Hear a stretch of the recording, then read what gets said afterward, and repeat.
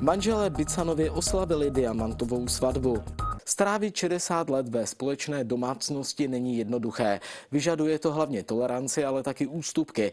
Manželé Bicanovi to dokázali a dnes už jsou spolu 60 let. Před oltář na olomoucké radnici se dnes postavili už po čtvrté. Diamantovou svatbu s nimi oslavili jejich děti, vnoučata i pravnoučata. Jí bylo 23, jemu o 7 roků míň. Poznali se doma u paní Zdeňky, když mladého Josefa přivedla domů její sestra. Zdeňka a Josef se do sebe okamžitě zamilovali. Neuběhl ani rok a už stáli před oltářem. Podle pana Josefa to byla tak velká láska, že nebylo na co čekat. Ta skromnost, ta šikovnost její a láska, to bylo všecko. Manžel mě tak miloval a miluje mě do dneška. Do dneška a žárlil. Nakonec žárlil i na starou vražčitou ženskou. Manželé Bicanovi jsou spolu už 60 let. Svůj manželský slib obnovili právě dnes na olomoucké radnici.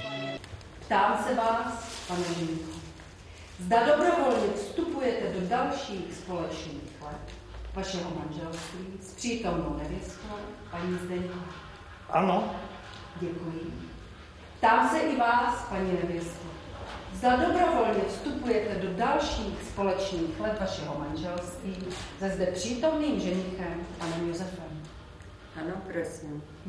Na diamantovou svatbu manželů Bicanových přišly také jejich děti, vnoučata i pravnoučata.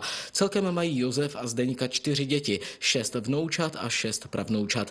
Paní Bicanová na svůj velký den i po letech vzpomíná, jako by to bylo včera. 29. prosince to bylo tak narváno, že jsme se dostali na řadu až 12:45.